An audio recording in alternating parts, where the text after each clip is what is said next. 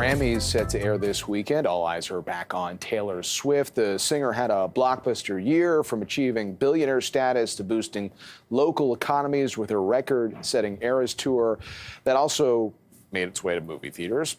And it seems like all kinds of brands are trying to cash in on Taylor Swift these days, not to mention the sports world. The singer continuing to attract more fans in the NFL. For more on the brand behind Taylor Swift, let's bring in marketing expert John Yorke of Reign. Yes. Talk about the reign of Taylor Swift. Yeah, it's quite something. And if you were sick of Taylor Swift before today, you probably want to go hide for the next 10 days because it is going to heat up. You've got the Grammys on Sunday and the Super Bowl next Sunday. She's got a chance to be the first artist to ever win 4 albums of the year this year. And that will highlight with next Sunday with the Super Bowl. I know you have daughters. I have a teenage daughter. My daughter Nesta, who's got tickets to the show, is obsessed. That is an understatement, and wonderfully so. So there's a lot of Taylor Swift playing in my house, and it's only going to be increased. But I mean, her fan base has exploded. That was a nice bridge, daughters to dads, but it's just part of the equation. And you ask the question, are people sick of her? I haven't seen the polls on it. Anecdotally, it doesn't feel like it. It feels like she's everywhere and people are still all in. Yeah, there's a little bit of backlash in the NFL core football fans who are like, think that, oh, it must be fixed because Kansas City made it to the Super Bowl, or I'm tired of seeing how many times they cut to her in the box when Travis Kelce, her boyfriend, scores a touchdown or even catches a pass, which is not true. I think there was a total of 23 seconds of her being shown in the championship game.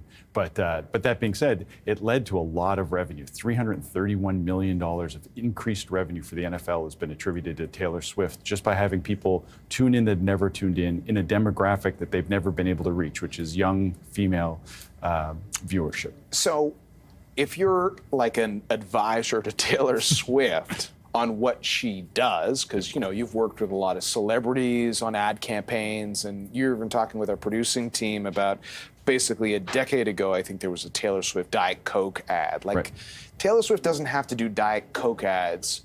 She can if she wants to. Right. But like on this NFL story, I'm thinking more like maybe she becomes a part owner of an NFL like that's the kind of stuff that seems like it's Taylor's option right now, is I'm going to take a piece of that.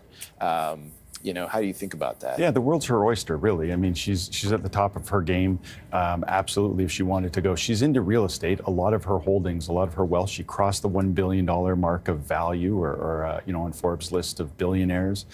She's now listed with all that she's done. So she absolutely is into the potential of becoming one of those future owners, or possibly with the Kelce brothers after retirement. Long way away for a relationship that's 6 months old. But the thing with her, she's always had a great understanding of her brand. So we talk about Diet Coke. AT&T signed her to a 10-year deal in 2016, which must look like a genius, whoever the CMO is at AT&T who signed Taylor Swift.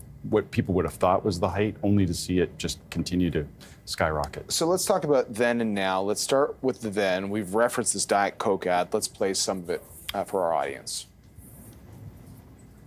It feels like a perfect night. It feels like a perfect night to dress up like hipsters. Make fun of our exes. I don't know about you, but I'm feeling 22. Everything will be alright if We just keep dancing like we're. feels like one of those nights. We ditch the whole scene.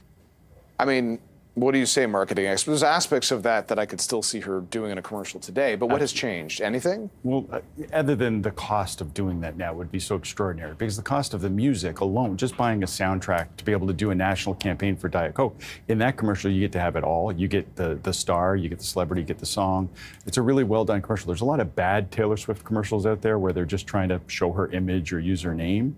That's one where she was more in control and as a creative director and shows her genius. Well, I can't remember when the timing was of her battling back to get, basically take control of her music, and doing it so in such a painstaking way of recording new music that a lot of people wouldn't have the energy to do, but Taylor's Taylor. And then you have this other story out there about TikTok losing Taylor Swift snippets of songs because of a spat with Universal. So again, totally different territory today about the influence she has, and then quite literally complicating matters for one of the fastest growing social media platforms in the world. Yeah, so TikTok and Universal have a huge, well, I wouldn't say disagreement. Their contract ended as of midnight on Wednesday, and now all music from Universal Music's been removed from TikTok, and you can't actually record anything net new. And the number one artist, of course, on Universal Music is Taylor Swift. As you mentioned, she re-recorded her album. She created Taylor's version so that she would own all of the publishing rights. That's how savvy she is about controlling her own brand and her own net worth and wealth through the process, but even through TikTok. So her pressure on TikTok is probably the one star who could force TikTok to try and come to the table and negotiate a deal with Universal to get that music back on, because it's not good for either side. I mean, this is one way that artists make money now, is they get paid by social media usage and becoming viral that way. So we only have about a minute left, but there are a number of documentaries I've noticed on Taylor. There was one of them where they were sort of watching her get involved in the political arena for the first time. And, you know, it's a presidential election year. So she's had some time to think about what the pros and cons of getting into politics. Right.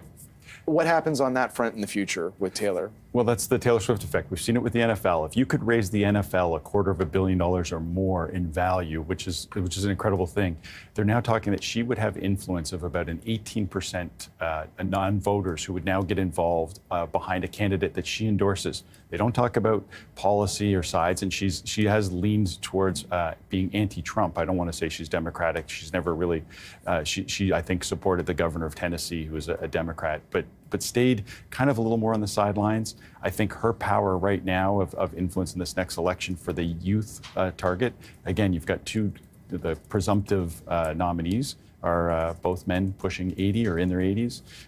Taylor Swift has that young demographic female audience, the same thing that the NFL is suiting, that everybody is after. She has this control, and she's got good process of it. So if someone like Joe Biden is able to get Taylor Swift's endorsement, you could see a pretty big swing in youth vote.